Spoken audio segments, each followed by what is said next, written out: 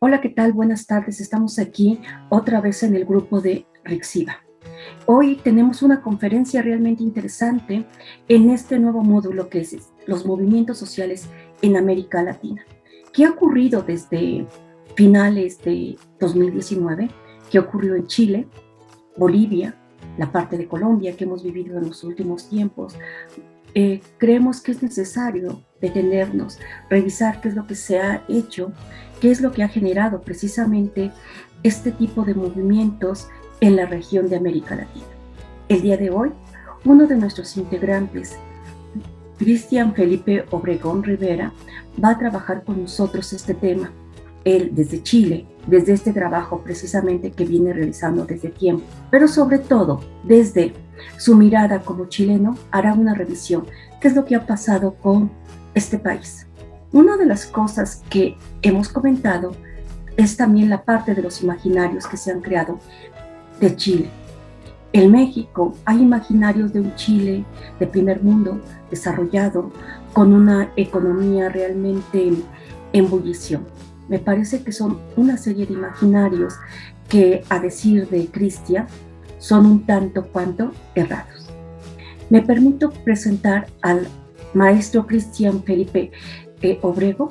Él es doctorante en el posgrado en Ciencias Políticas y Sociales, es también profesor, investigador, está, decía yo, como doctorando en estudios latinoamericanos de la Universidad Nacional Autónoma de México, magíster en ciencias sociales, con mención en sociología de la modernización de la Universidad de Chile, administrador público y licenciado en ciencias políticas y gubernamentales, con mención en ciencia política, diplomado en etnicidad y en integración regional de la misma casa de estudios. Ha trabajado como asesor del Departamento de Extranjería e Inmigración del Estado de Chile, trabajando como coordinador de la Política Nacional Migratoria.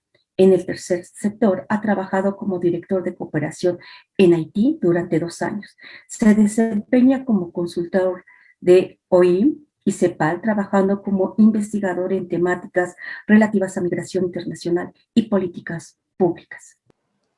Muchas gracias por la presentación. Un gran saludo a todos, todas.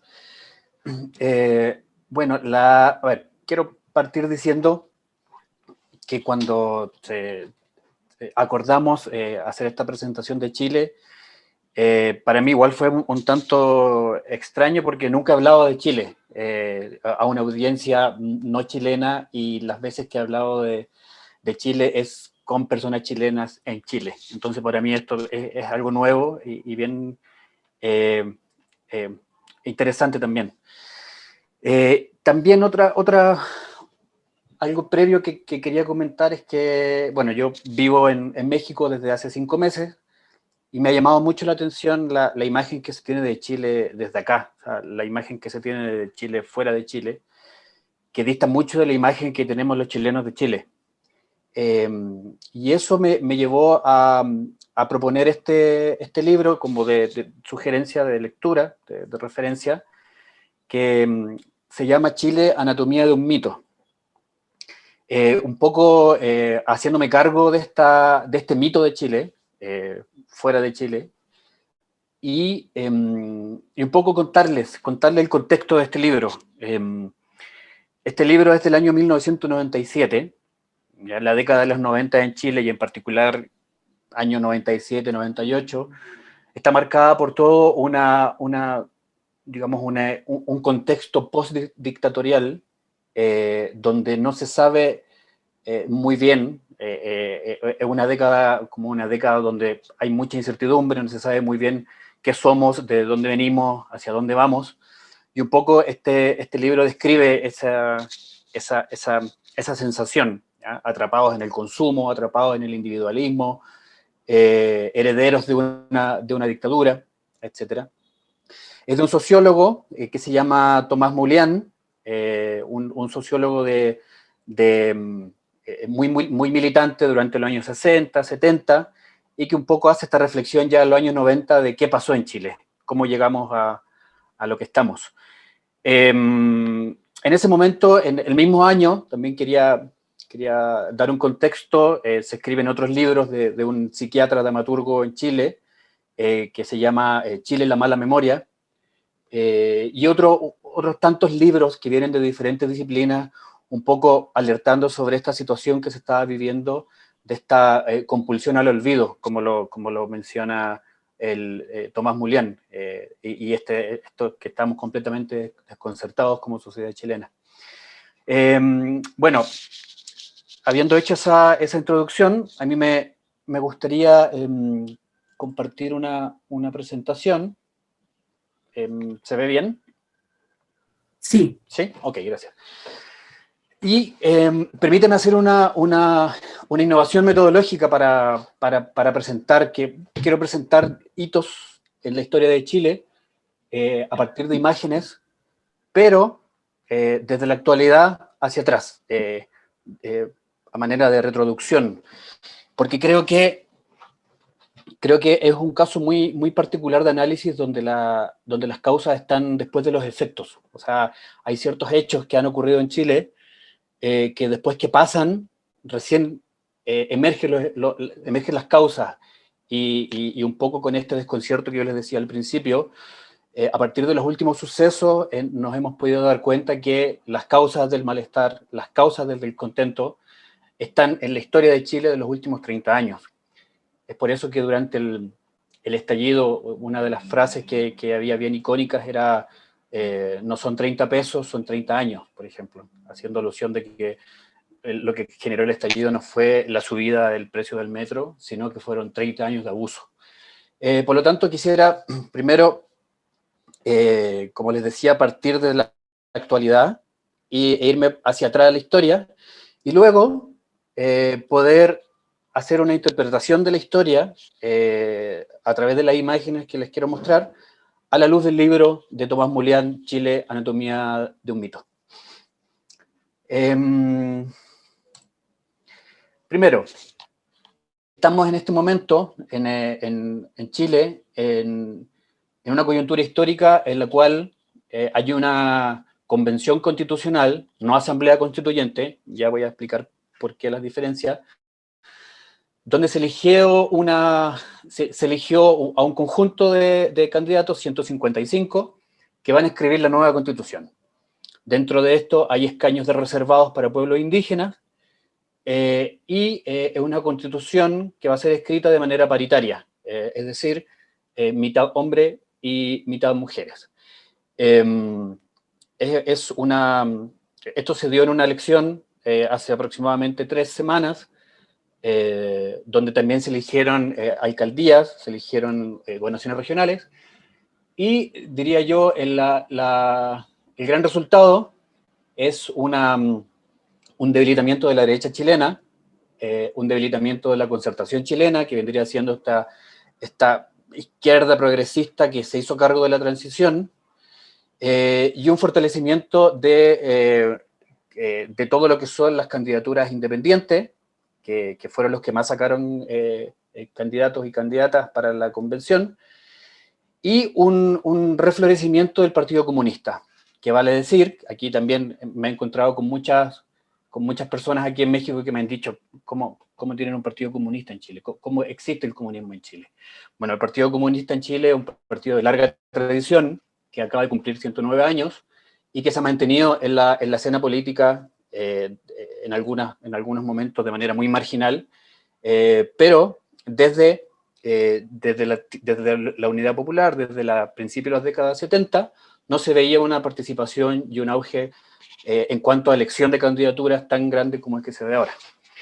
Por lo tanto, es el escenario político en el cual se va a escribir la Constitución, con una mayoría de candidaturas independientes, lo que no quiere decir que estén por fuera del modelo, porque ahí hay una trampa, que hay muchas candidaturas independientes que sí van a defender el modelo, pero con un debilitamiento y una derrota bastante importante de la derecha desde la dictadura militar. Nunca se había visto una derrota así de la derecha en Chile. Si nos vamos para atrás, esto fue posible gracias a un plebiscito que fue el año pasado, en el mes de noviembre, donde se preguntaba si es que la sociedad chilena quería aprobar o rechazar una nueva constitución. Ganó el apruebo, apruebo, quiere una nueva constitución por aproximadamente 78% de los votos. ¿Ya?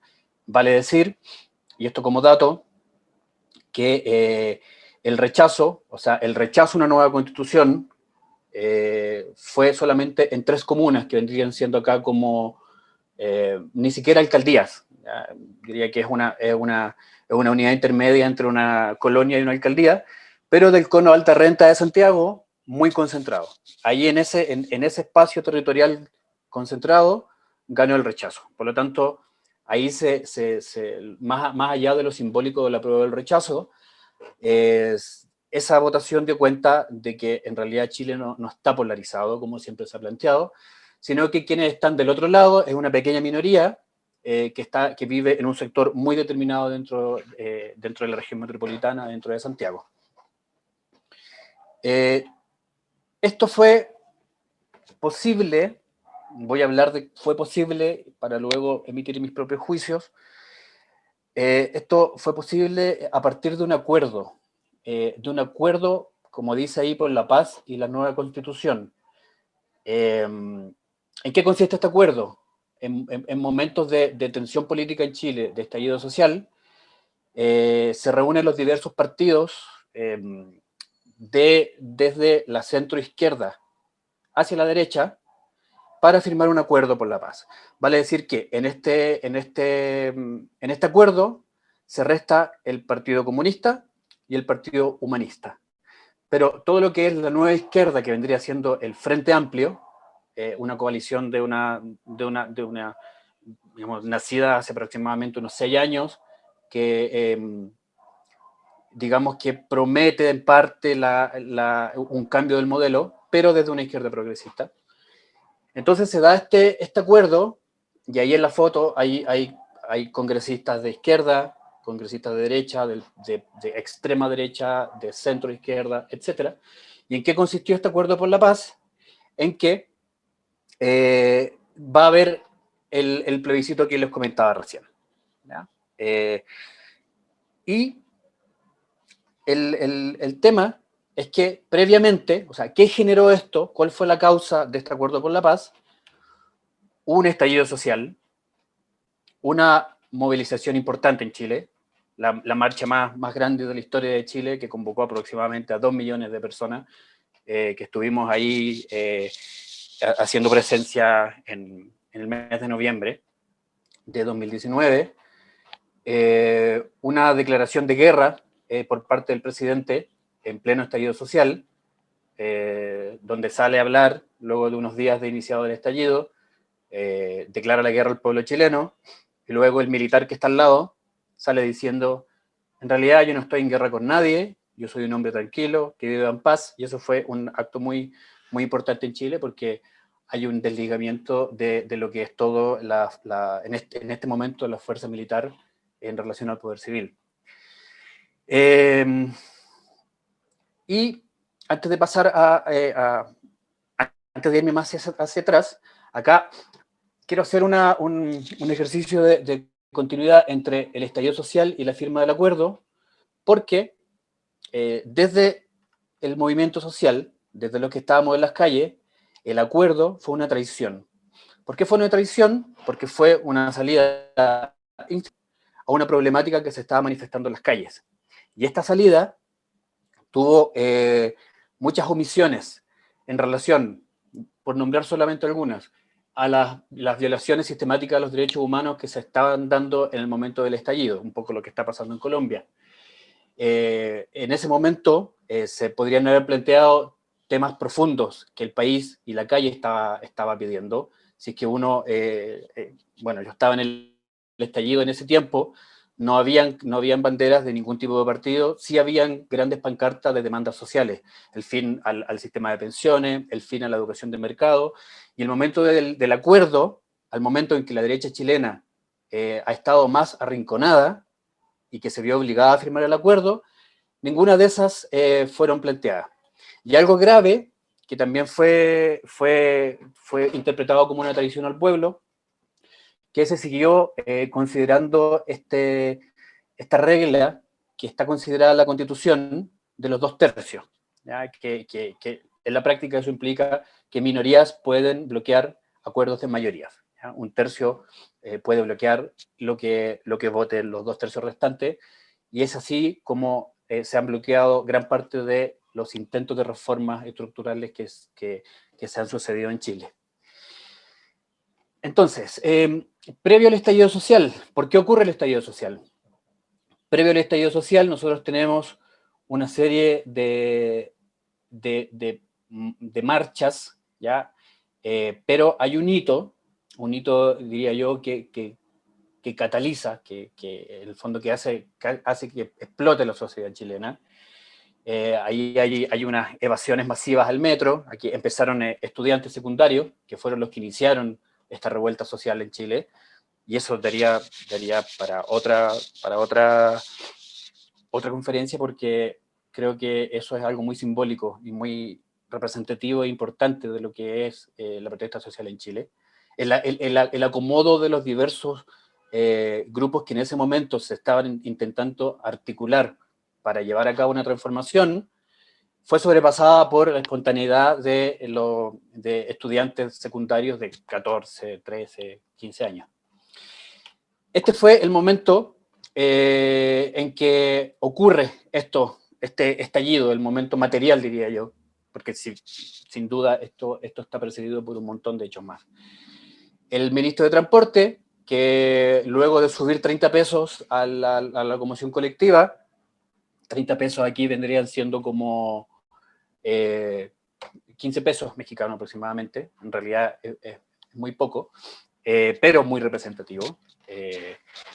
Y luego de eso al ministro lo entrevistan en la televisión, da una entrevista bastante larga, y en esa entrevista dice, ahí está entre comillas, que el madrugue puede ser ayudado a través de una tarifa más baja.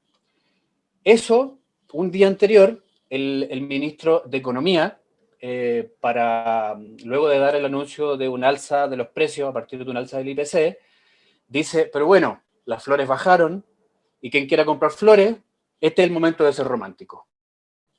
Y un día antes, presidente Piñera, había dado una entrevista en la televisión chilena diciendo que Chile es un verdadero oasis dentro de la Latinoamérica convulsionada. ¿Ah? Entonces, eso es como, yo diría, como esto empezó como a hacer ebullir todo el descontento dentro del pueblo chileno. Bueno, previo a esto, hubo, diría yo, una década de protestas feministas, protestas por la educación gratuita, porque en Chile la educación no existe, la educación pública, educación superior pública no existe la universidad pública. La libertad de enseñanza está por sobre el derecho a la educación, y hay grandes consorcios empresariales que son dueños de gran parte de las universidades. Y hay una educación pública, secundaria y primaria, de muy mala calidad, lo que prácticamente no permite que quienes estudian en la educación pública puedan ingresar a la universidad.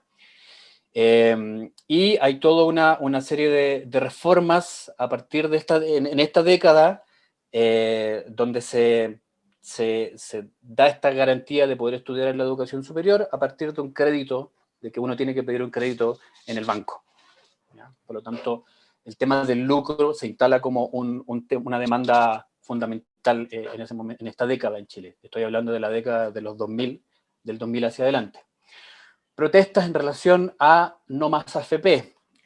Las AFP son las administradoras de fondos de pensiones, que más allá de dar pensiones miserables, esto fue creado por el hermano de Piñera en el año 80, José Piñera, un economista que reside en Estados Unidos, que creó este sistema de AFP, pero que en la práctica son toman todas las pensiones de todos los chilenos, y eso sirve para financiar los grandes consorcios económicos en el país, en Chile. Por lo tanto, tenemos los grandes grupos económicos que están utilizando los dineros de las pensiones para invertir y reinvertir en sus diferentes negocios y especular con el dinero de las pensiones. Entonces, este movimiento no más AFP, que se llama, también ha tenido mucha movilización durante toda la década, hasta ahora, que ya más adelante le voy a contar cuál es la relevancia de este movimiento No Más, no más AFP. Protestas y movilizaciones por el derecho a salud. En Chile la salud es privada, igual que en la educación. Prácticamente no existe educación pública, y la educación pública, las posibilidades de acceder a la educación pública es de muy mala calidad. Entonces eran protestas en relación a salud digna, a la salud concebirla al igual que la educación como un derecho. Protestas en relación a la vivienda. Durante la dictadura, dentro de muchas de las reformas estructurales que se hicieron una serie de reformas para cambiar el uso del suelo, lo que hizo que en la práctica una ciudad como Santiago, donde vive la mitad del pueblo chileno, quedara completamente segregada, y empezaron a emerger lo que se llama los cordones de pobreza. ¿Ya? Alrededor de Santiago hay un cordón de pobreza, y como les decía a un principio, toda la clase alta, el cono de alta renta, quedó concentrado en 3 comunas, en la parte nororiental de Santiago. Y además de esto, todo lo que implica la dificultad de acceso a una vivienda digna, las condiciones de habitabilidad, etc. Protestas en relación medioambientales, en relación a, bajo este modelo extractivista, la instalación de ciertas transnacionales, sobre todo en la Patagonia y en el desierto, para sacar oro, con todos los efectos que eso tiene en la vida de las personas al restringir los derechos de agua. Por lo tanto, vale decir que en Chile es el único país del mundo en que el agua es privada. Y eso facilita la instalación de estas grandes transnacionales para adquirir derechos de agua y dejar a grandes comunidades sin agua. Protesta en relación a forestales. En el sur de Chile, en el Gualmapu, en el territorio mapuche, bueno, por toda una acción por parte del Estado chileno, donde se redujo el pueblo mapuche a ciertas comunidades para asignar grandes territorios a estas forestales. ¿Cuál es el problema de estas forestales? A partir del eucaliptus y del pino, dejan sin agua todas las napas, y por lo tanto hay un problema aparte del problema político de reivindicación territorial y de devolver los territorios al pueblo mapuche, en esas comunidades por lo mismo no están teniendo agua. Por lo tanto hay todo un movimiento en contra de los forestales del sur. Y todo lo que es la reivindicación política y la demanda política del pueblo mapuche en relación al Estado chileno. Esto también tiene larga data de todo lo que fue la usurpación de las tierras, lo que fue el genocidio mapuche, lo que se denominó como la pacificación de la Araucanía, y todo lo que ha significado la reproducción de esta forma violenta de relación del Estado moderno chileno con el pueblo mapuche. Vale decir que esto es desde la Constitución del Estado chileno, porque previo al Estado chileno, la relación en ese momento bajo el régimen colonial con el pueblo mapuche era bastante armónica, paradojalmente bastante armónica, y había una relación casi comercial en los que se llamaban los parlamentos, que eran encuentros donde se intercambiaban caballería y donde había una relación comercial con el pueblo mapuche. Ahora, esta es una serie de movimientos sociales, una serie de protestas, sin duda hay más, y esto es muy complejo también, de cómo se han articulado, pero diría yo, como hitos fundacionales del movimiento social chileno, está desde los 2000 para adelante, está sobre todo el movimiento por la educación pública y la jornada de protesta del año 2005, 2007, 2011. ¿Cuál es el origen de esto? ¿Cuál es la causa de todo esto? La causa de todo esto es una clase política, es una clase política que se hizo cargo de la transición democrática. Una vez terminada de la dictadura, entre comillas, porque mi planteamiento es que en realidad la dictadura no ha terminado, la dictadura constitucional, pero esta es una clase política y ahí se ven presidentes más la presidenta Bachelet en un acto muy simbólico de unión, de que todos no tenemos mayores diferencias, ya lo voy a plantear más adelante a partir de la reflexión de Tomás Mulián, poniendo en el centro, por sobre todo, el consenso. Entonces, lo que pasa en este momento en Chile, estoy hablando del año 1990, es a partir de una política de consenso, todo un despliegue de gobiernos de centro izquierda y derecha que se han puesto de acuerdo para reproducir todo un modelo.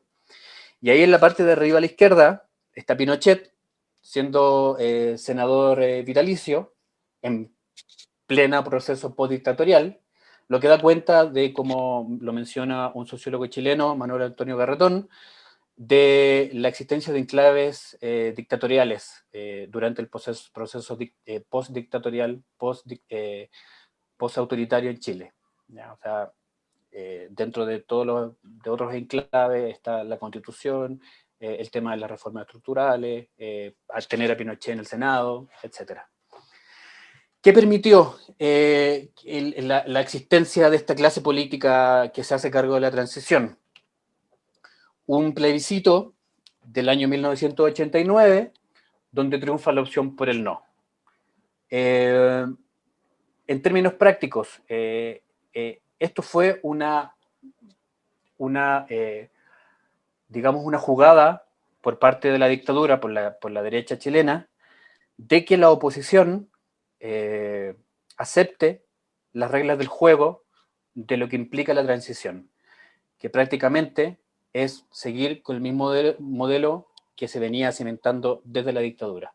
Por lo tanto, más allá de lo simbólico del sí o del no, de que haya salido Pinochet, de que haya terminado la dictadura, lo que genera este plebiscito es en el imaginario chileno el término de una dictadura, pero por debajo, en la práctica, tenemos la continuación de una dictadura constitucional, porque la constitución hasta el día de hoy sigue existiendo y es la constitución de Pinochet. Previo a esto, bueno, algo que todos conocemos, el periodo de terror de la dictadura y el periodo de la dictadura constitucional, todo lo que fueron las violaciones a los derechos humanos. Y acá hay un hito importante en el año 1983, a partir de todo lo que es la crisis de la deuda y la crisis económica que se estaba experimentando sobre todo en Latinoamérica, empiezan a emerger diversas protestas sociales, sobre todo el movimiento de pobladores en Chile, emergencia de ciertos sindicatos que habían sido destruidos, digamos, desde los 70, pero ya formalmente a partir de la Constitución de 1980. Y esto empieza a generar diversos movimientos sociales en China en el año 83, que van a derivar al final, dentro de otras causas, en el plebiscito propuesto por la misma dictadura. La causa de todo esto es la Constitución de 1980. El que aparece ahí, Jaime Guzmán, ajusticiado posteriormente por miembros del Frente Patriótico Manuel Rodríguez, el ala de la izquierda más radical en Chile. Y de ahí yo quiero leer esa cita que refleja bastante bien el pensamiento de este ideólogo, que es un abogado de la Universidad Católica en Chile, y que va a condicionar la forma de hacer política hasta el día de hoy en Chile. Dice, si llegan a gobernar los adversarios, se vean constreñidos a seguir una acción no tan distinta a la que uno mismo anhelaría, porque el margen de alternativas que la cancha imponga, de hecho, a quienes juegan en ella, sea lo suficientemente reducido para hacer extremadamente difícil lo contrario.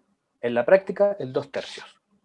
¿Ya? Entonces, lo que estaba haciendo este jurista es, en la Constitución política chilena, el generar los mecanismos para que esta ideología, lo que van a ser las reformas estructurales, se reproduzcan por el gobierno que esté en ejercicio, y que las voces disidentes no logren nunca entrar al terreno político. Ahí sale Pinochet con la Junta de Gobierno firmando esta esta constitución, junta de gobierno constituida por las ramas de las Fuerzas Armadas y siendo el único país en el mundo con Carabineros de Chile, lo que vendría siendo la fuerza policial. Esto estuvo precedido por dos plebiscitos. Un plebiscito, ahí pueden ver a la izquierda, bastante tendencioso, dice el año 78. Frente a la agresión internacional desatada en contra del gobierno de nuestra patria, respaldo al presidente Pinochet en su defensa de la dignidad de Chile y reafirmo la legitimidad del gobierno de la República para encabezar soberanamente el proceso de institucionalización del país. Aquí ganó la opción del sí, pero claramente aquí ya se han investigado, se han hecho investigaciones y hay evidencia de fraude, de todo lo que fue bloqueo de la oposición, etcétera. Y este fue el plebiscito del año 1980 para ratificar la Constitución, que también hubo mucho fraude, etcétera. ¿Cuál es lo importante? La importancia simbólica de todo esto, de que, como lo plantea Mulián en su libro, la dictadura en Chile fue una dictadura revolucionaria. O sea, fue una dictadura que se preocupó también por el poder, por lo que es el derecho, por conquistar el ámbito del poder, a través de esta constitución, la ratificación, la legitimación de esta constitución de 1980, para pasar de lo que fue una dictadura del terror a una dictadura constitucional.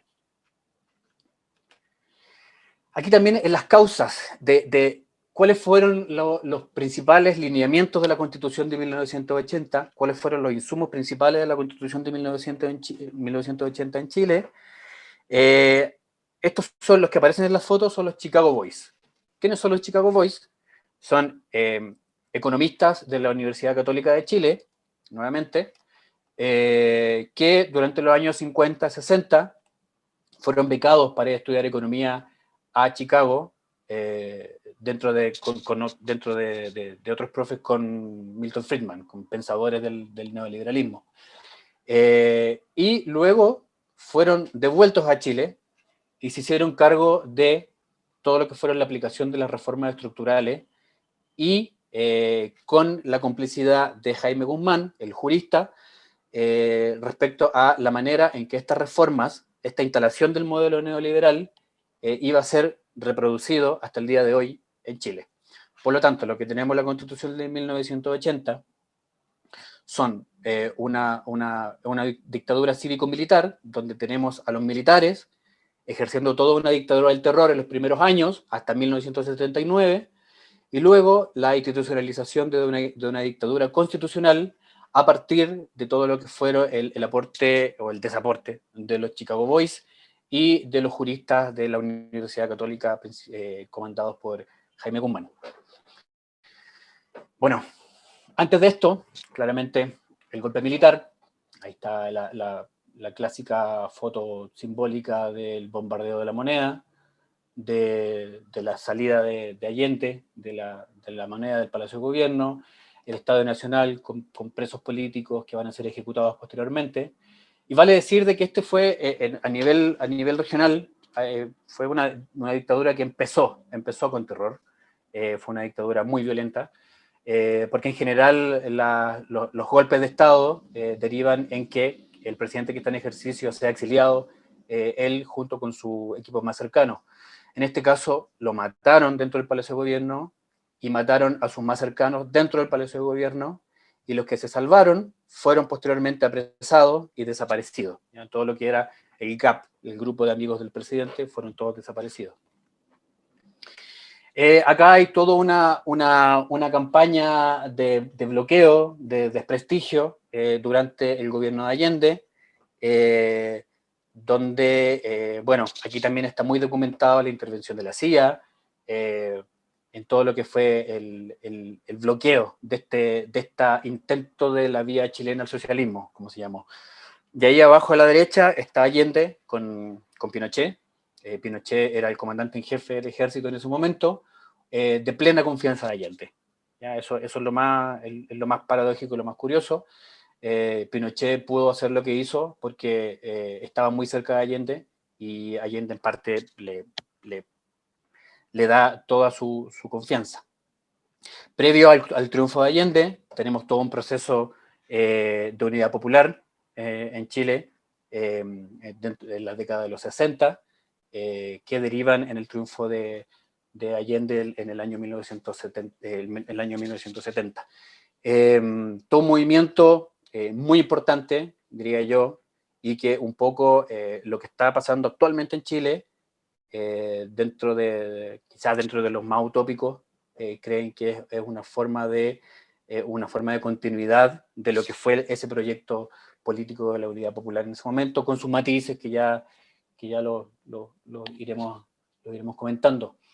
Hay un documental muy bueno de Patricio Guzmán que se llama La Batalla de Chile, que está dividido en 3 volúmenes. El primero es la insurrección de la burguesía, el segundo es el golpe militar. Eso yo lo recomiendo porque retrata muy bien todo lo que fue el movimiento de la Unidad Popular en Chile, que deriva en el triunfo de Salvador Allende. Y por último, todo lo que fue el proceso que se vivió en Chile, que lleva a Allende al poder, todo lo que fue el movimiento sindical, el movimiento de pobladores, todo lo que fue la retórica en torno a la nacionalización del cobre, etc. Ahora voy a dejar de compartir y quiero brevemente comentarles. Disculpen, dejen.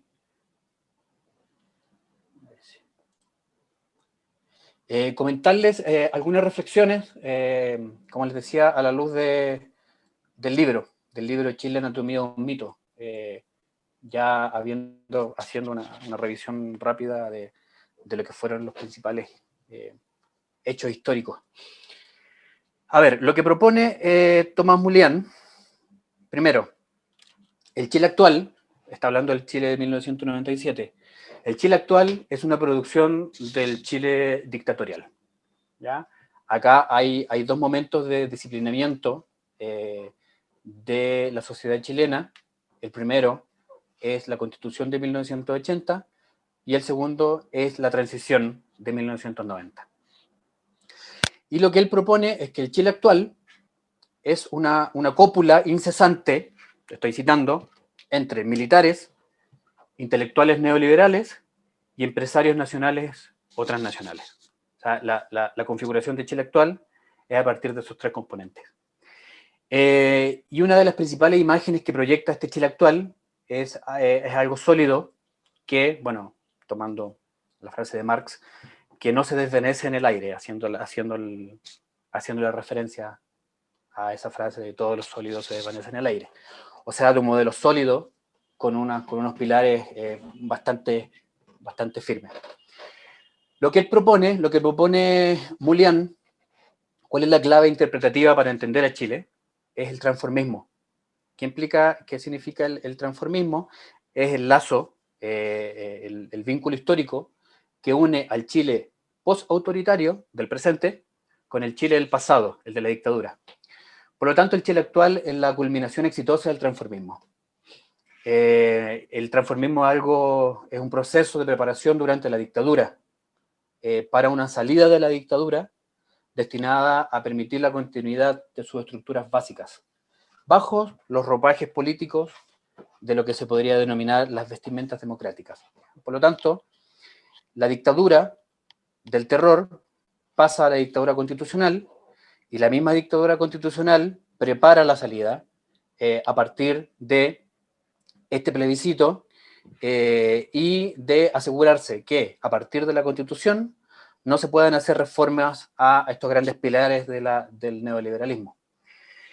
Por lo mismo, el autor propone que la dictadura chilena es una dictadura revolucionaria o quizás contrarrevolucionaria, que en realidad reacciona ante la revolución de Salvador Allende y que se configura a partir de 3 componentes: un poder normativo jurídico expresado en el derecho, expresado en la Constitución, un poder sobre los cuerpos a través del terror ejercido a partir de todo lo que fue el despliegue militar, y un poder sobre las mentes, ¿ya? Del saber, de lo que fue esta reflexión en torno a estas bases del neoliberalismo traídos por los Chicago Boys. Por lo tanto, aquí lo que caracteriza al Chile de ese momento y al Chile actual es que esta brutalidad represiva, en parte, es justificada por la promesa de la realización de una gran obra, ¿ya? Entonces, en parte el carácter necesario de la dictadura justificó los costos humanos, ¿ya? Entonces, eso es algo muy, muy característico.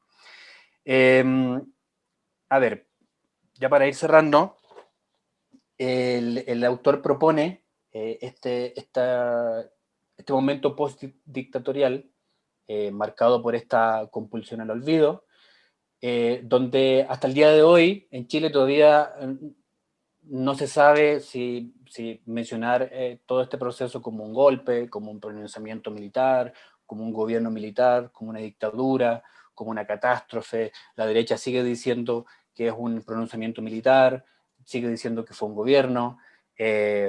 Hace como 2 meses se intentó legislar contra el negacionismo, no se pudo.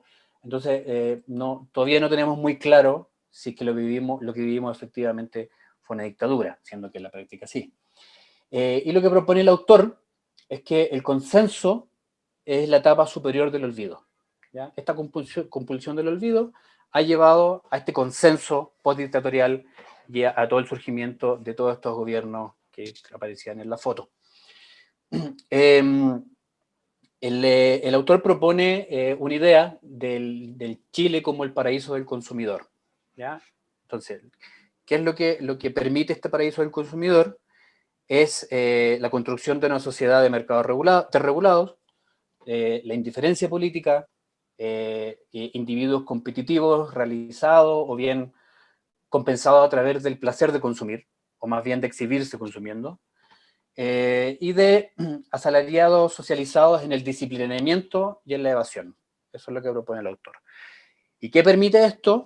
La masificación del consumo, ¿ya? Y él propone dos conceptos muy interesantes que marcan la década del 90, que es el ciudadano weekend y el ciudadano credit card. Y lo usa palabras en inglés a propósito. Ciudadano weekend es aquel ciudadano que trabaja toda la semana para poder pagar la tarjeta de crédito y que el fin de semana va a, como se dice en Chile, a los malls, a lo que vendrían siendo acá los centros comerciales. Y encuentra en el mall un espacio de reunión, un espacio de consumo muy característico y de gran difusión en todo el país. Y el ciudadano Credit Card, por todo lo que generó todo el despliegue de las tarjetas de crédito insertadas a Chile por el hermano de Sebastián Piñera, por José Piñera, y todo lo que fue la Red Bank, y toda la posibilidad de consumir y un poco el sacrificar el futuro por el presente, el poder tener un acceso rápido al consumo, y un poco generar este descentramiento del ciudadano cohesionado a partir de la política hacia una cohesión a partir del consumo, con todos los efectos que tiene ello. A ver, el autor propone, y esto es algo que a mí me parece bastante importante para desmitificar a Chile, ¿por qué la imagen del éxito de Chile? O sea, ¿cuál fue la estrategia utilizada por los gobiernos postdictatoriales en Chile? Y él propone 4 elementos que se basan en un cuidadoso marketing del éxito económico. Primero, una planificada agenda de viajes presidenciales, ¿ya? Donde se iba a comentar al mundo sobre la solidez del consenso, la importancia de la política de los consensos, la importancia que ya dejamos atrás una dictadura y que se vienen periodos democráticos donde estamos todos de acuerdo en que vamos hacia adelante en este espíritu democrático. Un segundo elemento son los múltiples contactos con empresarios internacionales por parte de los gobiernos chilenos. Y bueno, y ahora tenemos un gran empresario, un buen millonario en el poder. Pero los presidentes de la concertación también tienen muchos vínculos con empresarios y muchos de ellos, sobre todo Eduardo Frei, son empresarios. Un tercer punto, la planificación de la participación de Chile en importantes ferias, la Feria de Sevilla sobre todo, y todo lo que fue la imagen país. En los 90 se crea en la Cancillería una oficina que se llama Imagen País, precisamente, que trabaja en todo lo que es el marketing de Chile en el exterior. Y por último, mostrar a través de diversas campañas a Chile como un modelo, el orgullo patriótico de que somos triunfadores. Pero en la práctica, nada de esto es real. ¿Ya? En la práctica, nada es real. Acá hay una serie de políticas neoliberales que han generado amplios niveles de exclusión y segregación, pero que está oculto tras este exitoso marketing que hicieron los gobiernos de la postdictadura. Y en la práctica, ¿qué implicaron estas reformas estructurales? Que son 7. La eliminación de subsidios a los precios de los productos llamados de primera necesidad. Eso es algo muy importante. Segundo, la eliminación de la gratuidad de ciertos servicios públicos, en especial educación y salud. La educación se privatiza, la salud se privatiza. Y la flexibilidad laboral, ¿ya? Lo que ha derivado en todo lo que es abusos laborales y todo, en detrimento de todo lo que es el movimiento sindical. Finalmente, para cerrar, tomando todas estas imágenes y este análisis que, a la luz del planteamiento de Mulián, pienso yo que estamos en el riesgo de repetir la historia en Chile. Estamos viviendo un proceso de cambio coyuntural donde todo lo que ha pasado es muy análogo a lo que pasó en el año 89. Todo lo que fue el proceso de la transición, de que toda una oposición, toda una izquierda chilena, incluido el Partido Comunista, aceptan el resultado de un plebiscito con una constitución hecha en dictadura. Y luego todo lo que pasó, que se hicieron cargo de la reproducción de estas políticas neoliberales. En Chile actualmente, y se ve en el COVID, somos herederos de toda una política basada en el terror, somos una sociedad bastante disciplinada, donde en este momento están todos encerrados, con toque de queda, el más largo del mundo durante el COVID, 450 días seguidos de toque de queda desde las 9 de la noche, y con gente con mucho temor viviendo, no solo por el COVID, sino que además por el riesgo que yo lo viví en Chile, de que es vulnerar estas cuarentenas o salir en la noche y que te puedan agarrar los militares y te puedan detener y te puede pasar cualquier cosa. Actualmente en Chile vuelve la amenaza del comunismo, ¿ya? Y se están rearticulando todos los partidos de derecha y están invitando a esta concertación, a estos partidos que se hicieron cargo de la transición, para formar un bloque en contra del comunismo, lo que hace que la política chilena se vuelque a la derecha, un poco lo que pasó durante la transición. El consumo sigue siendo una característica intrínseca a la sociedad chilena. Hace poco hubo esta oferta Cyber Day y ha sido en la historia de Chile el día con más consumo. De alguna manera, a partir de todas las reformas estructurales, existe un Estado muy pequeño, y algo que, ya para cerrar, algo muy paradójico que está pasando. Yo les comentaba el tema de la AFP, lo que está pasando en la AFP, que se han ido retirando por porcentaje, 10%, 20%, 30%, y ahora se propone el 100%, el de retiro de estos fondos de pensiones. ¿Qué se cree? De que en realidad le estamos doblando la mano al sistema AFP, cuando en realidad lo que está haciendo el Estado chileno es dejando que la crisis sea financiada por los ahorros de las personas y está haciendo caso omiso de la responsabilidad que tiene el Estado de hacerse cargo del bienestar en un momento tan importante como el COVID. Esa sería la presentación, y si tienen comentarios, preguntas, feliz tarde. Gracias.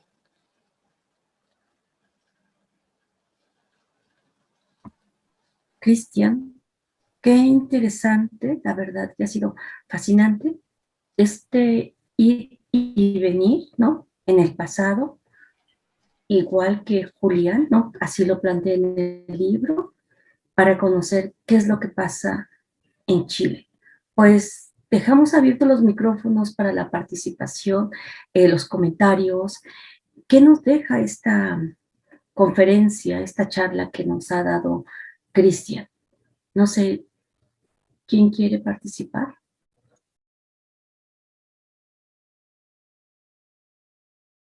¿Alguien? Dani, Yola, Marcelia, Sandra. No, sí, Yola. Sí, sí.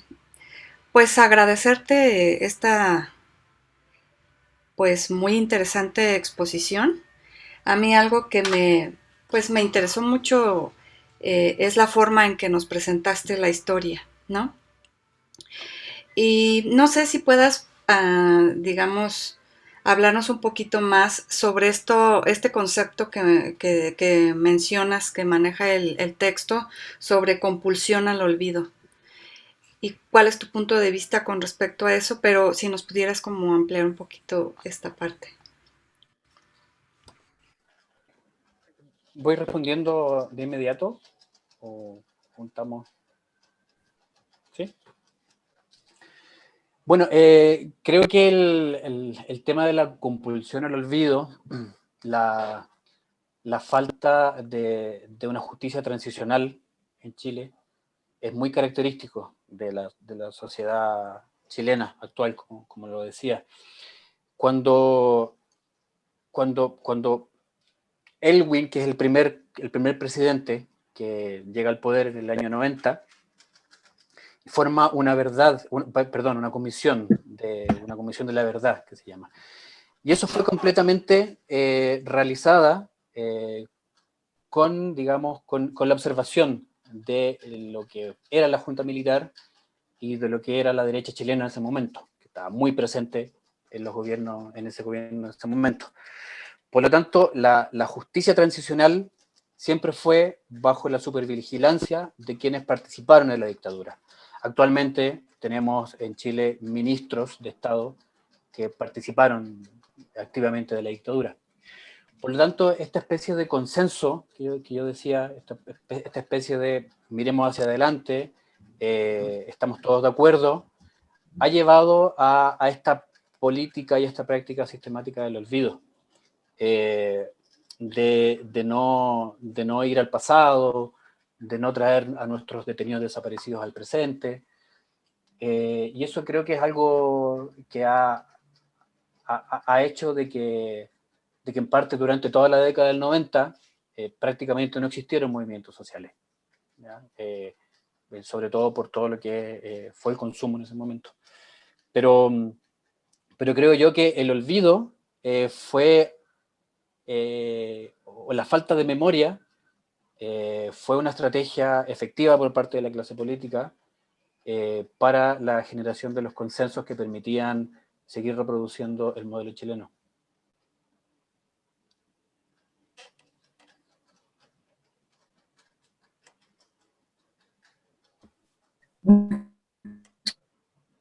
Gracias, Cristian, Yola.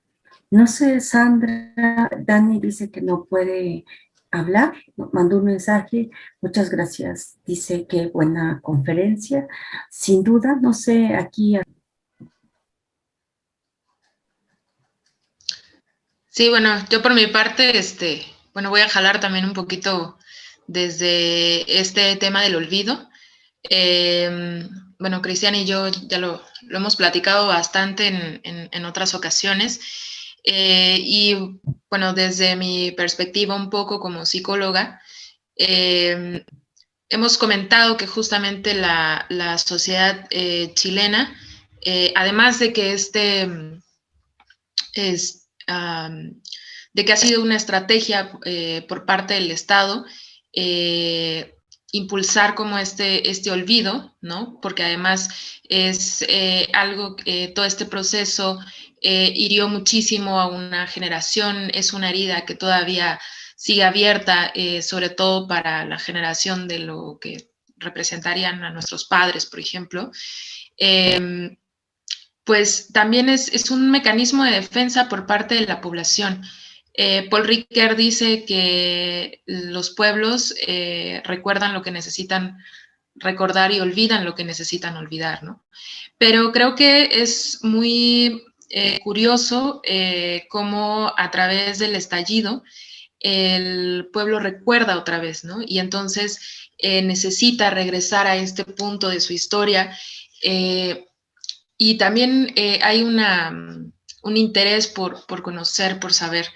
Hay algunos episodios bastante fuertes que, bueno, ya ahorita Cristian nos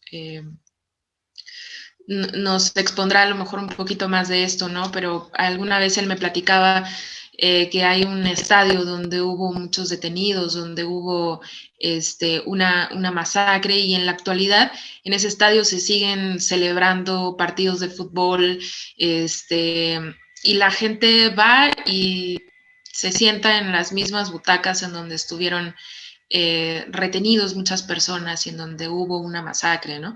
Esto es algo que por lo menos para nosotros como mexicanos sería prácticamente impensable. Nosotros seguimos con la herida abierta del 68 y visitar la plaza de Tlatelolco es como ir a un campo de concentración, está lleno de un montón de fantasmas y o sea, un ambiente súper, súper nostálgico, ¿no? Pero en Chile, al parecer, esta política del terror que ha sido implantada no ha permitido mucho eso, ¿no? Pero no, eso no quiere decir que no exista, eso no quiere decir que tampoco sea como un síntoma. Yo veo que, por ejemplo, estos estallidos, estas revueltas por parte de los jóvenes, por parte de las clases bajas, son estos síntomas de esta memoria que se niega a que la dejen en el olvido, que necesita salir y que finalmente también hay una necesidad de reivindicación. Aquí digamos que un poco lo tramposo y lo que también es como lo que creo que falta analizar, y que también por parte de México hace falta ver hacia el sur, porque alguna vez platicábamos que México también ha pecado de soberbio al no saber qué es lo que está pasando en el cono sur hacia abajo, ¿no? Es justamente ver cómo han sido estas estrategias. Nosotros de repente hemos detectado algunas cajas chinas y ver cómo, ¿no? O sea, efectivamente estos modelos han funcionado muy bien, en donde tenemos un distractor, por un lado, un distractor comunicacional, y por el otro se están ejerciendo muchas decisiones a nivel Estado que pasan por debajo del agua, y eso es algo que también pasa mucho en nuestro país, y yo creo que pasa en toda Latinoamérica, ¿no? Pero es interesante desarrollar nuevas metodologías, desarrollar nuevas hipótesis y mirar, ¿no? Para conocer cuál es la realidad de nuestro Latinoamérica, de también conocer, porque hemos tenido este poco contacto con países como Chile, ¿no? Porque aquí se conoce más de Argentina, se conoce más de Brasil, pero no se conoce el resto. Entonces, a mí me parece muy interesante la exposición, fue además como bastante didáctica a través de todas estas imágenes, y sobre todo que también creo que sirvió para identificar a muchos personajes, porque a veces también pasa esto, que vemos las imágenes y pasan desapercibidos sin ver todos estos detalles que nos expuso Cristian, y que esto nos ayuda a hacer ciertas conexiones y a entender también el fenómeno de lo que está sucediendo en Chile. Hay en el libro un capítulo que se llama El blanqueo de Chile, y creo que eso es bien interesante, que en el fondo se hace la pregunta de qué sentido tiene revivir el dolor, así como la pregunta fundante de lo que fue la postdictadura en Chile. De hecho, hay un documental muy bueno de Patricio Guzmán, el realizador de la Batalla de Chile, del año 97, el mismo año de este libro, que se llama Chile, la memoria obstinada, donde él llega con las imágenes de la Batalla de Chile, que hasta el día de hoy no se ha podido estrenar en Chile. O sea, eso también es algo bien, es un dato no menor, y le muestra a estas generaciones la Batalla de Chile, el documental, y en el documental aparecen jóvenes de la época, todos llorando por las imágenes que veían, y decían: yo no sabía que había pasado esto en Chile, me parece terrible. sea, yo creo que ese documental es muy bueno para entender este proceso de blanqueamiento de Chile y su memoria obstinada. Muchas gracias. No sé, ¿Yola, quieres comentar? Sí, Sí. siguiéndole con la memoria, que yo pienso que, bueno, por lo que nos has expuesto, no solo es pensar que Chile ha olvidado ciertas cosas, más bien me parece que ha hecho un esfuerzo por no olvidar, pese a todas las estrategias que tú comentas, porque no es solo que Chile olvide o el pueblo de Chile olvide, sino es no solo qué recuerda, sino cómo lo recuerda. Y en ese cómo lo recuerda, me parece que ha demostrado, digamos que han demostrado las personas en Chile que no están olvidando, sino más bien están haciendo una mezcla entre su pasado y su presente, ¿no? Porque finalmente cada uno de los movimientos que nos mostraste me parece que van cargando toda esa historia. Tú mismo nos fuiste explicando al revés la historia y nos fuiste diciendo es que esto se debe a todo esto, ¿sí? O hemos llegado hasta aquí por todo esto. Tú mismo nos estás diciendo que hay memoria en todo lo que se ha o sea, en todos los movimientos, en todas las circunstancias que ha tenido Chile, ¿no? A mí me parece que pese a ese esfuerzo, hay una resistencia sobre la memoria colectiva. No sé si estés de acuerdo, pero eso vi en tu presentación y eso vi en la perspectiva del autor. Sí, estoy de acuerdo. De hecho, me acordaba cuando también conversamos sobre el libro Retrotopía. Creo que Chile es un caso de retrotopía y que ahora, como dices tú, se comprueba en este momento histórico coyuntural que se está viviendo. Hay gran parte de la población chilena que quisiera retomar lo que fue la nacionalización del cobre, que quisiera retomar lo que fue todo el fortalecimiento de los sindicatos, etcétera. O sea, no es algo nuevo, sino que en este momento, por lo que yo veo en Chile, es a partir de la memoria y a partir que sí existen estos simbolismos, es volver a lo que fue Chile, en parte. No es algo nuevo, es algo que ya vivimos. Y en ese sentido la memoria sí es muy importante. Porque por un lado está la estrategia institucional y constitucional de no permitir la memoria y blanquear, pero por otro lado también están las dinámicas que ocurren, las tramas comunitarias que ocurren y en el fondo toda esta memoria que sigue persistiendo. Sí, estoy de acuerdo. Muchas gracias, dice Sandra. Dani. Tomó la palabra, Graciela. Sí. Bueno, espero que escucharme bien. Primero, sí, agradecer a Cristian por la presentación. Así como lo señala Yolanda, a mí me pareció muy peculiar la forma de presentarlo en retroceso. Me agradó bastante, en realidad. Y bueno, junto con lo que se dijo sobre la memoria y la disputa también por el olvido y la construcción, ¿no?, de la propia historia. También recordé un evento que se me hace muy peculiar en la historia del Chile, la historia del golpe de Estado de Chile, que es el Partido Fantasma. Como justo unas semanas después del golpe de Estado, Chile estaba disputando la entrada al Mundial de Alemania del 74 y justo le tocaba el partido con la Unión Soviética, con entonces, ¿no?, Unión Soviética. Es bien interesante porque el gobierno de Chile decidió que el partido fuera en el Estadio Nacional, en el mismo estado donde días antes había habido una masacre, ¿no?, un genocidio brutal de ciudadanos chilenos, pues entre ellos Víctor Jara, ¿no?, entre otras muchísimas personas. Y fue justo como para presentar al mundo a este Chile que no estaba en salvajía, ¿no?, que no estaba que no estaba entrando en esta sangrienta dictadura, para mostrarles que era esta normalidad, ¿no? Y creo que desde ahí empezó esta lucha, ¿no?, por la narrativa y también por el olvido, ¿no?, para que la gente, tanto los los países vecinos y los que estamos un poquito más lejos no volteáramos a ver a lo que estaba pasando en Chile. Y bueno, se me vino a la memoria esta anécdota en torno a esta discusión del olvido.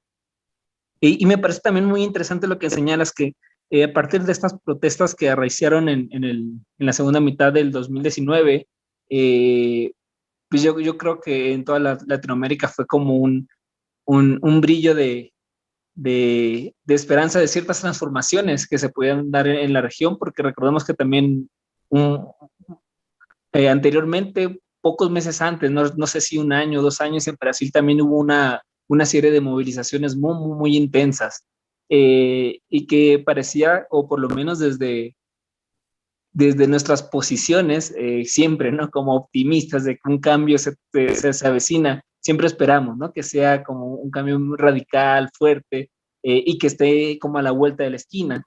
Pero bueno, los procesos sociales siempre son muy amplios y siempre hay una correlación de fuerza que está presente, ¿no? Entonces me parece muy interesante que Cristian pues nos aterrice y dice, bueno, están muy intensas las movilizaciones, todas estas nuevas generaciones que con un nuevo brío están saliendo a las calles, están participando políticamente, estas comunas que se están ganando también por el ala de la izquierda política de Chile, pero sin embargo hay la posibilidad de que todo vuelva a ser como antes, ¿no? Por esta correlación de fuerza y todo este deseo, ¿no? O este imaginario de que como estábamos antes, estábamos mejor, ¿no? Bueno, muchísimas gracias.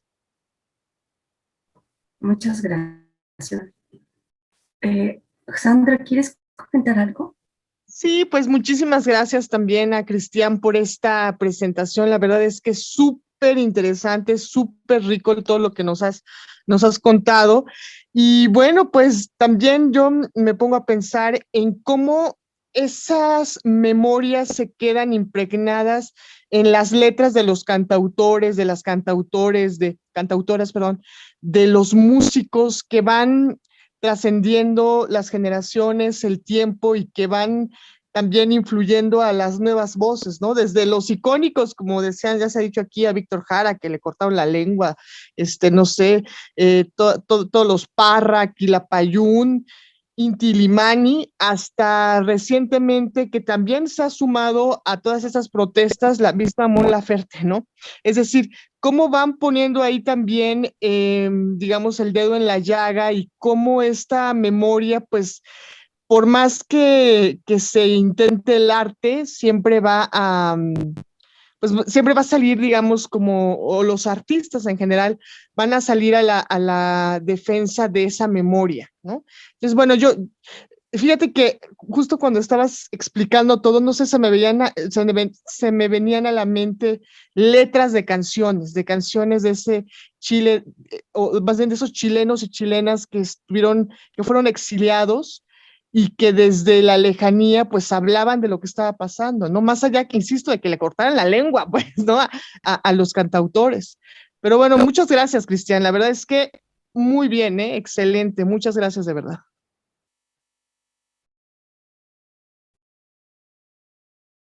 Pues, Cristian, no sé si quieres comentar algo, porque Sí, bueno, gracias. está relacionado con la mañana. Sí, sí. Gracias por los comentarios, Sandra y Dani. En relación al partido fantasma, eso es lo más burdo que ha existido en la historia del fútbol mundial. Yo no sé nada de fútbol, pero me sé ese hito. Porque la Unión Soviética no fue y Chile ganó 1-0, sin portero, sin rival. Entonces, fue bien, fue bien icónico para lo que iba a pasar de ahí en adelante. Como un Chile prácticamente sin rival aquí en la dictadura. Y en realidad, en relación a lo que dice Sandra, bueno, en la mañana estábamos hablando precisamente todo lo que es sobre todo el exilio. O sea, yo diría como de los grupos que quedaron en Chile, hay pocos, hay algunos pocos, dentro de ellos Sol y Lluvia, Los Prisioneros, que tienen letras muy buenas, que describen la generación de los 80, el trauma de la generación de los 80 en Chile. Bueno, posteriormente migró el vocalista, pero fueron grupos que estuvieron en la dictadura. Pero sobre todo todo lo que es el imaginario construido desde el exilio, de estos grupos que tú mencionas, de Inti Illimani, Quilapayún, Patricio Mans, y que retoman todo lo que fue la herencia de Víctor Jara, y digamos, hay un ejercicio de memoria bastante importante. O sea, de alguna manera toman todo lo que fue el simbolismo sobre todo de Víctor Jara. Y yo diría que por lo mismo hasta el día de hoy Víctor Jara es quien es en Chile y Latinoamérica, además de toda su obra como dramaturgo, como director de teatro. Pero sí, es muy importante, y es algo que yo me di cuenta recién ayer leyendo un texto sobre el exilio de Said, sobre la lírica del exilio, que es algo que es muy característico de un país como Chile, bien particular, porque no todos los países tienen exiliados de la manera como los tiene Chile. Entonces sí, es muy interesante ahondar en esas líricas y en toda la ilusión del retorno del exilio. Sí, ahí después podemos quizás compartir algunas canciones bien bonitas en relación a eso. Pues sí, estaría buenísimo, la verdad. Uh-huh. Porque vamos a hacer el programa de radio sobre músicas del exilio, ¿no? Las músicas. Yo quiero comentar varias cosas. Primero, Cristian, reitero el agradecimiento, y sobre todo porque conforme ibas platicando, me pareció que nos hiciste revivir a un Chile que desconocemos. Y eso es importante, que nos trajeras y que fue como una llamada de atención. Que lo conocemos por encima, pero que nos lo has presentado. Hablas de Patricio Guzmán, documentalista, un ícono también de enseñanza del documental, y cómo él trabaja, documenta para no olvidar. Y me parece que eso es fundamental, el concepto del olvido, ¿no? Del recuerdo, de la memoria. ¿Qué significa esto para una cultura? Y el documental precisamente como ese llamado, como ese instrumento audiovisual para decirle a una sociedad, a una cultura chilena, pero también a una cultura latinoamericana, de ahí está la realidad. Después me llama mucho la atención toda esta parte de este recorrido que nos hace, igual que Julián. Julián lo plantea de la misma manera, dice, quiero comenzar de adelante hacia atrás, porque no se va a poder comprender el Chile que vivimos si no explico determinados hechos. Y va haciendo esta retrospectiva, que es interesante, y él habla y señala lo que tú decías. Dice, aquí nos gobierna, es como un gobierno ménage à trois, ¿no? De tres grupos. Estos grupos que has mencionado, pero él dice, pues ahí está la parte de los militares, la parte de los empresarios, y me falta uno, ¿no? Y entonces, ¿cómo estos tres segmentos de la población, ¿no? Estos tres grupos tienen un control tan fuerte, y no hay que dejar de decirlo, tan inteligente, porque han creado ese imaginario a partir de estrategias de marketing, y lo han logrado. Tan es así que hemos visto el caso mexicano, de que los mexicanos nos vamos con la idea de, es que Chile es el primer mundo que está en América Latina. Y después de la lista que nos diste, el Chile, donde la salud se ha privatizado, el movimiento por vivienda digna, el extractivismo del agua, la usurpación mapuche, y nos comienzas a decir, ¿qué ocurre con la educación primaria y secundaria de pésima calidad? Décadas de protestas feministas, alza de precios. Pero hablas de algo que a mí me llama la atención, y creo que habla de una generación. Y yo diría también, no sé tú cómo lo veas, de la parte de la esperanza. Me llama mucho la atención que mencionas que jóvenes, adolescentes, son los que tomaron el metro, son los que hicieron vibrar. En cierto momento señalas, jóvenes perdón, de 13, 14 años, y lo veíamos en las imágenes. ¿Qué significa para un doctorante como tú, como para un investigador? ¿Qué, qué nos está diciendo que jóvenes adolescentes de secundaria sean parte importante de la protesta? ¿Qué significa para Chile que esa juventud, yo lo vería como esperanza, yo lo tomaría, y ya que se ha hablado de la parte de la memoria, esos jóvenes, ¿cómo viven eso? Pero no solamente ellos, alguien se los contó, Cristian, alguien les contó esa realidad. Entonces me parece que versus lo que señalas al final, bueno, y entonces está el miedo, el precisamente que va a hablar de esa década, se vio en la televisión mexicana, y cuando uno lo ve, te comienzas a vibrar y comienzas a cobrar conciencia de lo que un país vecino, un país, y tan es así que hoy estamos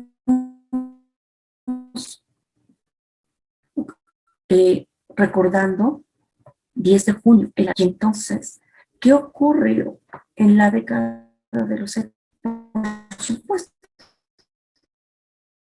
también México va a tener sus propios destellos. Este panorama que nos das, pero aparte, algo, la parte, perdón, de la Constitución.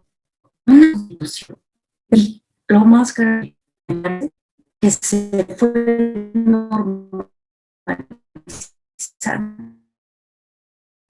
Es tan importante el 2019, cuando se da precisamente el boom de los movimientos en América. Decía yo al principio, la parte de Bolivia, pero también la parte de Colombia, la parte de Ecuador. Y entonces, ¿cómo se está viviendo? Y cómo un investigador como tú lo vive. Y en particular, pues a mí sí me gustaría que comentaras esta parte de el adolescente. ¿Cuál es el papel de los jóvenes? Pero esos jóvenes de los que hablas, Cristian, ¿no? De esos adolescentes. Y algo se puede sembrar, ¿no? O algo ya se ha sembrado. Y esa siembra me parece florecer versus esta amenaza, y se puede erradicar gracias a esta parte de la población, erradicar esa amenaza. No sé qué piensas al respecto, qué nos puedes comentar, y tú como joven también, porque eres joven, ¿cómo lo vives? Que gracias a esos, en México decimos, esos chamacos, ¿no? Que no son ni niños, jóvenes, esos adolescentes. Sí, bueno, gracias por el comentario y la pregunta. A ver, aquí hay un antecedente que quienes empezaron con las movilizaciones por la educación pública en el año 2005 fueron secundarios, que al día de hoy son diputados, diputadas, los del 2011 también fueron secundarios. Por lo tanto, la historia de Chile, la historia de los movimientos sociales de los últimos 20 años, ha estado marcado por movimientos que son catalizados, por movimientos que explotan en personas de esta edad, de 13, 14, 15 años. Ahora, yo tengo varias hipótesis de por qué pasa eso. O sea, por un lado, no lo hizo mi generación, de alguna manera me voy a diferenciar de esa generación, porque todavía mi generación, yo viví los últimos años de la dictadura. Yo recuerdo a militares en la calle, recuerdo a los toques de queda, recuerdo las violencias que se daban en Chile en los últimos años. Yo nací en el año 83. Por lo tanto, yo me asumo con temor. Me asumo preso del miedo. Cuando vivíamos en las protestas en las protestas del 2002, del 2003, yo iba con miedo y quienes iban al lado mío también iban con temor a la policía, a la violencia institucional, a la violencia policial, sobre todo. Esta generación de ahora no tiene temor, no saben, no experimentaron el temor. Y eso se vio durante el estallido y el momento, el 18 de octubre, las evasiones, donde estos estudiantes pasaban por arriba de los torniquetes del metro, se tomaban el metro, botaban las rejas de las estaciones del metro, y estábamos todos los demás como mirándolos, y estos no tienen temor, y bueno, allí había guardias de seguridad, policía, y en el fondo todos miramos hacia un lado y gracias a eso yo también me salté un torniquete. O sea, así que gracias chicos por demostrarme que en realidad cuando somos una masa, aquí no pasa nada. Entonces yo creo que esto es una generación sin temor y en el estadio social durante el toque de queda era mucho que se hablaba de que las madres, mi propia madre me decía por favor cuídate mucho, no salgas en toque de queda porque te pueden desaparecer, porque te pueden matar. Pero estos chicos no experimentaron y cuando los primeros días de toque de queda andaban todos en la calle. Los únicos que se veían en la calle durante el toque de queda eran estos chicos. Y por otro lado, cuando usted dice como quién les contó, yo creo que nadie les contó. Esto es una realidad material y ellos han experimentado condiciones de vida y algo que hay una entrevista muy buena que le hacen a un niño que es primera línea. Y le dicen, ¿por qué protesta? Y él dice, mira, yo protesto porque yo veo como mi abuela vive con una pensión miserable que no le alcanza para nada, de que mi padre me abandonó y mi madre ha tenido que hacerse cargo de mí todo el tiempo. Tengo 3 hermanos menores de los cuales tengo que hacerme cargo y tengo que trabajar para financiar la vida. El colchón de mi casa está lleno de moho, lleno de hongo. Vivo en una casa que no tenemos agua. Entonces, al final, las condiciones materiales de vida hacen que, de alguna manera, estos chicos puedan tener la conciencia de que es necesario la protesta social fuera de la vía institucional. Y ahí hay otro elemento de mi hipótesis, es que hay toda una generación que viene de esta política de los consensos, que intentó durante los 90 y principios de los 2000 de hacer la revolución vía institucional, de convencer a la clase política de que sí tenía que llamar a una asamblea constituyente, de poder lograr algo más que los 2/3, de poder ganarle espacio a la derecha. Y es algo que claramente, dado esto en clave autoritario, nunca se dio hasta el día en que los estudiantes decidieron saltarse el metro, evasiones masivas y todo lo que implicó simbólicamente eso. Entonces, es una generación, la nuestra y de mis padres, de que se creyó el cuento del plebiscito del no. El plebiscito del no fue el eslogan Chile, la alegría ya viene. Y la alegría nunca llegó.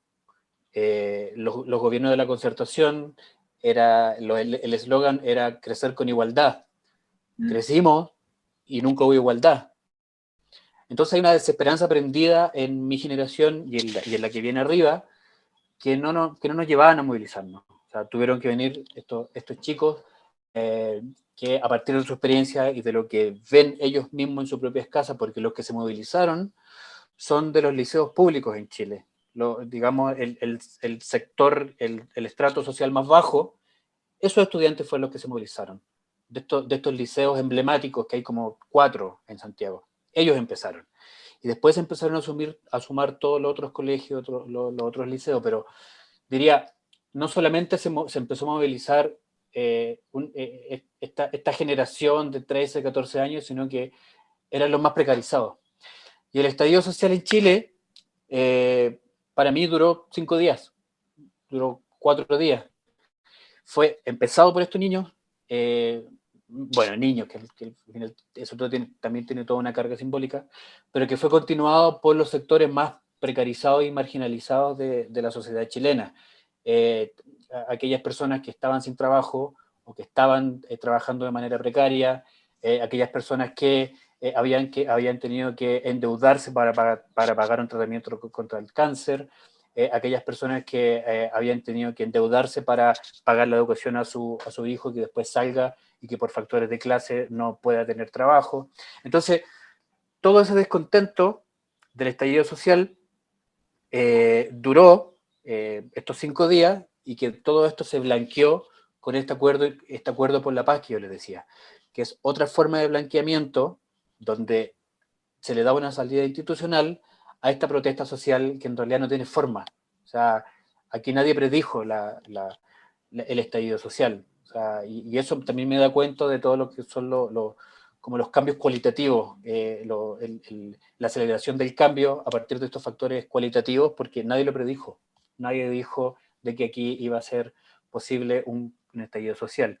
El mismo Tomás Mulián, en una entrevista que le hacen un mes antes del estallido, dice la necesidad de una articulación de las izquierdas para poder proponer una asamblea constituyente. ¿Ya? O sea, sigue preso de la institucionalidad. Entonces creo es eso, por un lado el temor, por el lado como una confianza por la institucionalidad chilena, que a partir también de este olvido, se nos olvida que a nosotros ya la institucionalidad nos traicionó el año 90. Y eso es algo que conviene refrescarlo también. Pues muchas gracias. La verdad que es bien interesante. Reitero el agradecimiento y creo que este panorama nos acerca mucho a Chile, pero sobre todo nos invita a leerlo, a conocerlo. Y sobre todo, lo que hemos hablado, la parte de poner a dialogar a las culturas, que me parece que eso es importante en esta construcción de humanismo de la que hemos venido hablando. Pues muchísimas gracias a Rixiva. Nos vemos la próxima sesión con una conferencia más y pues hasta pronto. Muchas gracias. Muchas gracias por sus comentarios y su atención también. Un gran saludo.